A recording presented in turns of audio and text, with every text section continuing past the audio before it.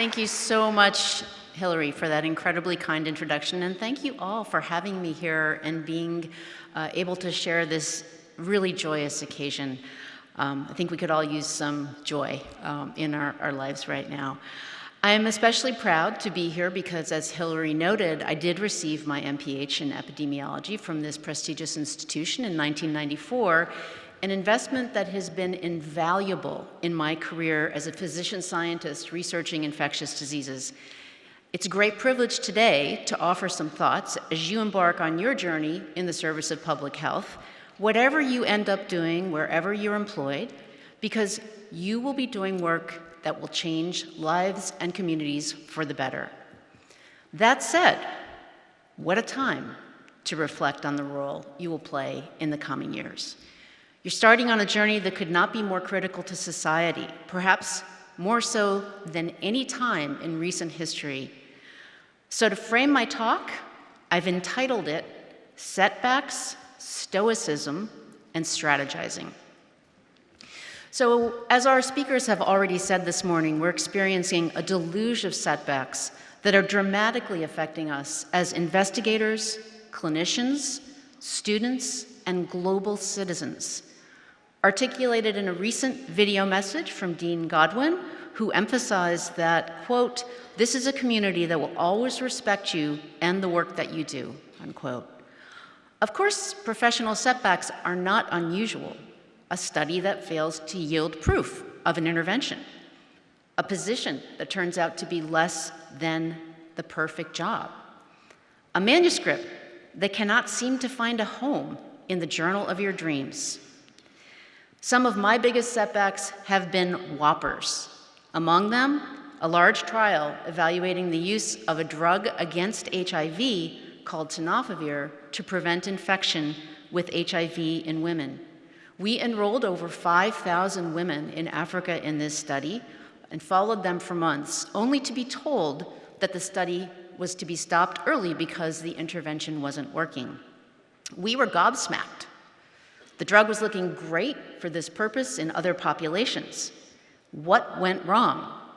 It turned out that not only were the women in the study not taking the study drugs, they were lying to us about it. Why were they lying to us about it? Because they loved being in the study, they loved getting care, and they didn't want to mess up the chance to stay. So, leading my team through this, confronting what had happened, learning from it, making sure the results informed best practices in the field going forward, it was one of the hardest periods in my professional life. How did I get through it? Much more importantly, right now, the setbacks are systemic. They are threatening the very fabric of our academic mission and our commitment to public health for all. So in this context, how can we thrive? That leads me into the next part of the talk, Stoicism. I recently began reading about this topic as I tried to process some of my own recent career challenges. A popular take on the Stoics is that they were stolid, resisting emotion, and employing grim determination to carry on. In fact, preventing the flood of negative emotions that are typically triggered by a setback, including some of what we heard from our student speakers: anger, frustration, despair, hopelessness, and instead cultivating a spirit of optimism and devising workarounds is core to the Stoic approach. As Seneca said, excellence withers without an adversary. When I read Hans Rosling's rules of thumb in the lobby of your incredible building, I found that they really resonated with this approach.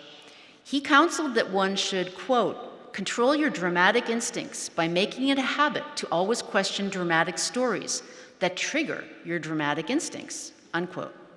All of the 10 dramatic instincts that he delineated would be well recognized by the Stoic philosophers. In fact, Marcus Aurelius said, "Our actions may be impeded, but there can be no impeding our intentions and dispositions, because we can accommodate and adapt.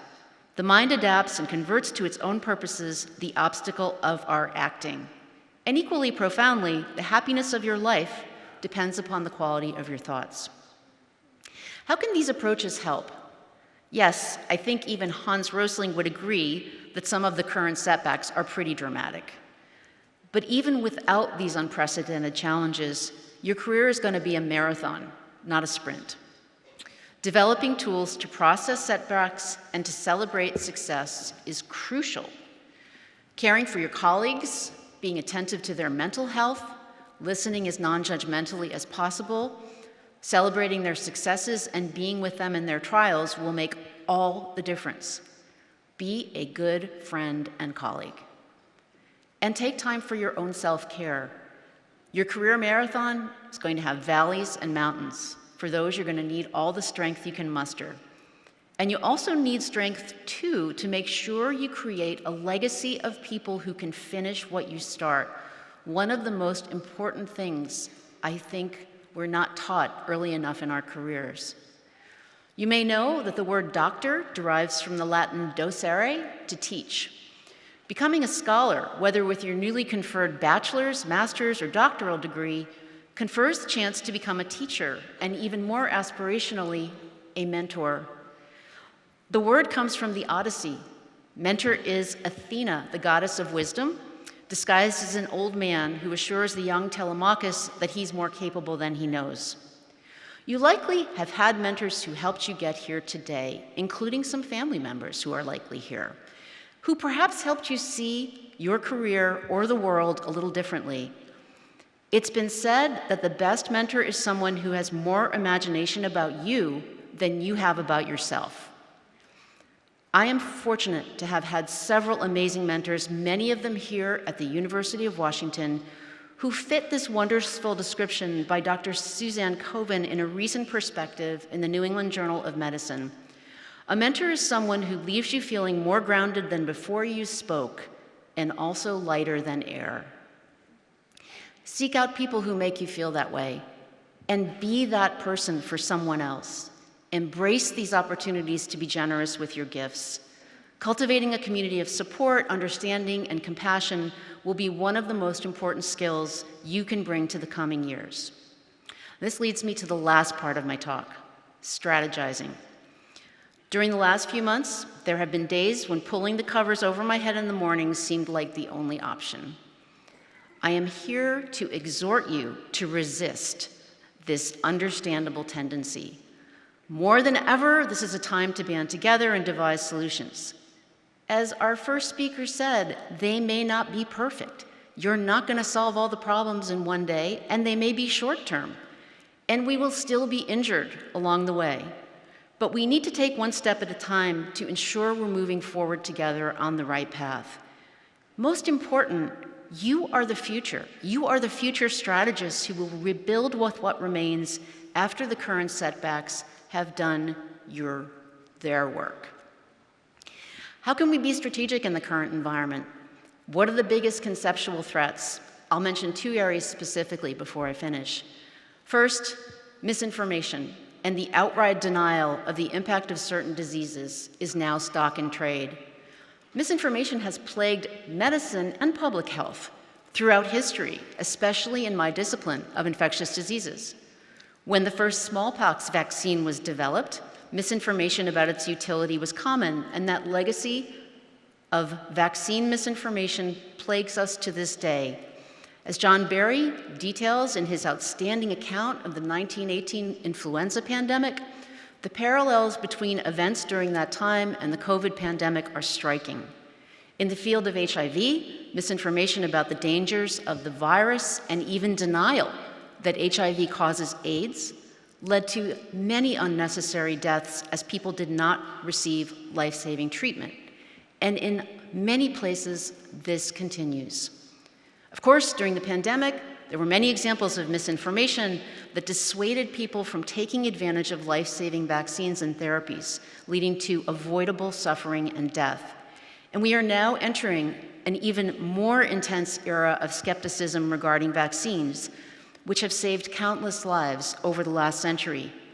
A recent analysis published in Nature concluded that vaccines against measles, tetanus, whooping cough, and tuberculosis received during childhood have saved about 154 million lives over the past 5 decades. Please, thank you.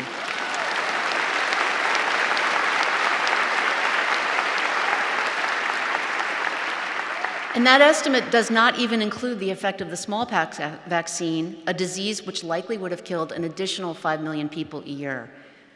As of yesterday, the United States was approaching 1,200 cases of measles, surely a gross underestimate. 95% of these people were unvaccinated, 12% were hospitalized, and at least 3 people, including 2 children, have died. I know you know and are aware that measles is preventable by immunization. So the challenge of misinformation is critical for us all to address, but changing people's minds once they have embraced false narratives is one of the hardest challenges you're going to face in your career. We often assume, because we're the experts, that if we think something is the right thing to do, everybody will just take our advice. Again, I quote your inspirational benefactor, Hans Rosling. The world cannot be understood without numbers, but the world cannot be understood with numbers alone. As we saw during the pandemic, showing people the numbers and expecting them to agree with us as the authoritative voice does not always work. But doing things differently takes both humility and time. Time we often don't feel like we have to talk with people about what we don't know, and why we recommend a given intervention as the best course of action, and what their concerns are.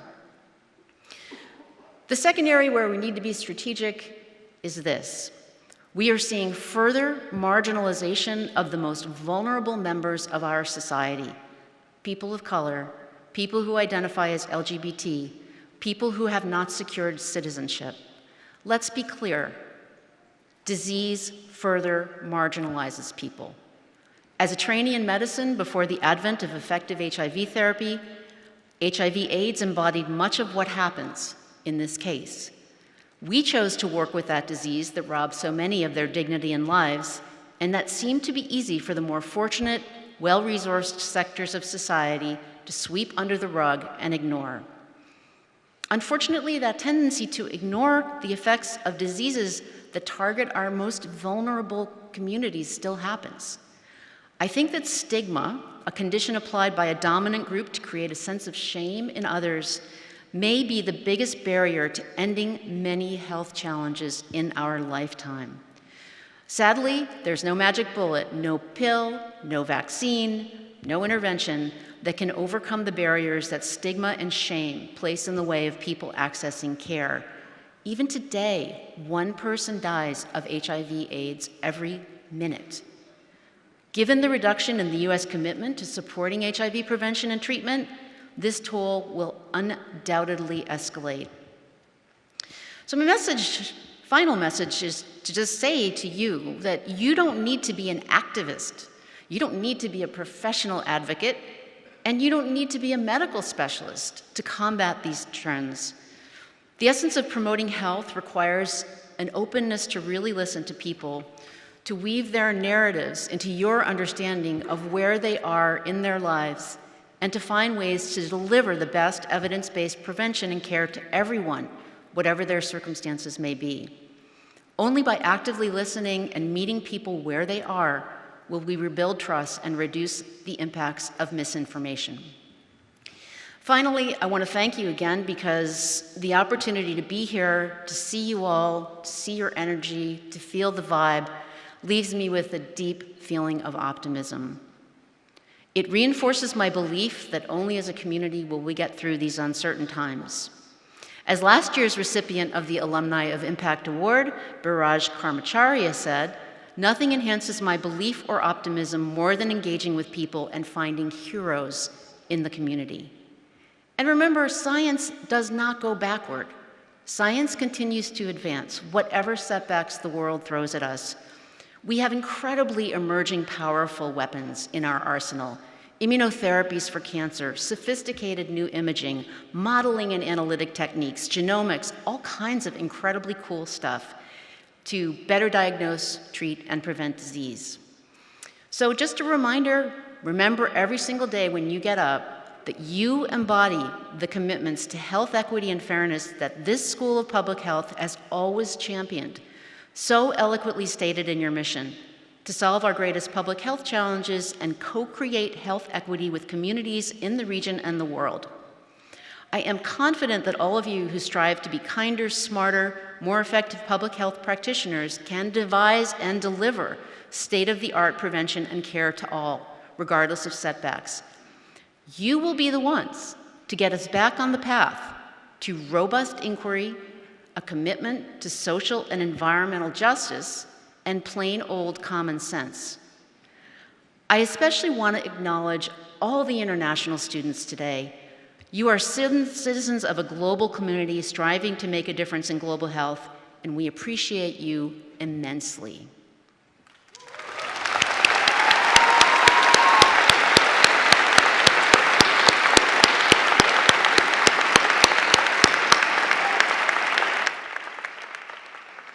I see in you so many of the forces that have kept me inspired and energized in a long career devoted to understanding, preventing, and management infectious diseases.